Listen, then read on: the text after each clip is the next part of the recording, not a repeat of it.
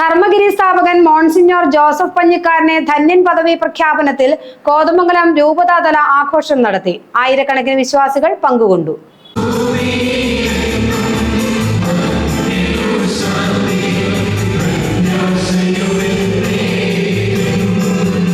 ധർമ്മഗിരി സന്യാസിനി സഭയുടെയും ആശുപത്രിയുടെയും സ്ഥാപകനും ആതുര ശുശ്രൂഷകനുമായിരുന്ന ജോസഫ് പഞ്ഞിക്കാരൻ അച്ഛനെ ദേവദാസൻ പദവിയിൽ നിന്ന് ധന്യനായി ഉയർത്തിക്കൊണ്ടുള്ള പ്രഖ്യാപനം കഴിഞ്ഞ മാസം മാർപ്പാപ്പ നടത്തിയിരുന്നു.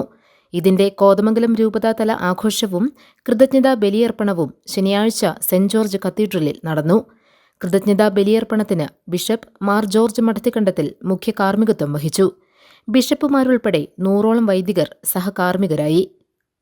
മാർ മഠത്തിക്കണ്ടത്തിലിന്റെ അധ്യക്ഷതയിൽ ചേർന്ന പൊതുസമ്മേളനം ഇടുക്കി ബിഷപ്പ് മാർ ജോൺ നെല്ലിക്കുന്നേൽ ഉദ്ഘാടനം ചെയ്തു.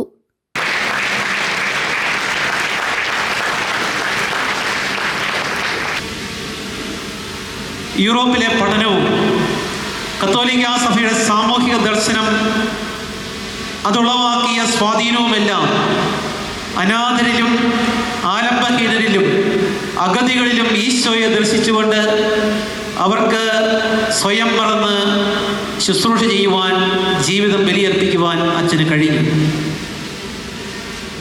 അന്ത്യം വരെ ഈ കർമ്മരംഗത്ത് ജ്വലിച്ചു നിന്ന ആ വലിയ വ്യക്തിത്വം സഭയിൽ ധന്യപദവിയിലേക്ക് ഉയർത്തപ്പെട്ടപ്പോൾ അഭിമാനിക്കുന്നത് സഭ മുഴുവനുമാണ്. ഇത് കോതമംഗലം രൂപതയുടെ അഭിമാനമാണ്. ധർമ്മഗിരി മക്കളുടെ ചാരിതാർത്ഥ്യമാണ്. സഭ ഈ വലിയ വിശുദ്ധനെ ഓർത്ത് സന്തോഷിക്കുകയാണ്. പുന്നക്കോടി പിതാവ് പറഞ്ഞൊരു വാചകം, വീരോചിതമായി പുണ്യങ്ങൾ അഭ്യസിക്കുന്ന വ്യക്തികളാണ് വിശുദ്ധൻ. ആദ്യകാലത്ത് പുണ്യാത്മാക്കളൊക്കെ രക്തസാക്ഷികളായിരുന്നു.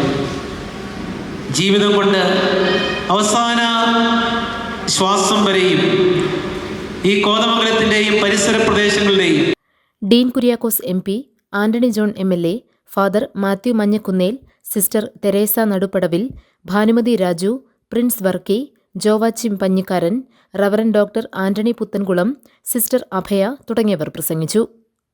17 കുടുംബങ്ങൾക്ക് വീട് വയ്ക്കുന്നതിനുള്ള സ്ഥലം ചടങ്ങിൽ കൈമാറി. രൂപതാ വികാരി ജനറൽ മോൺസിഞ്ഞോർ പയസ് മലേക്കണ്ടത്തിൽ സ്വാഗതവും MSJ superior general sister Marina കൃതജ്ഞതയും പറഞ്ഞു. GTV news, Kothamangalam.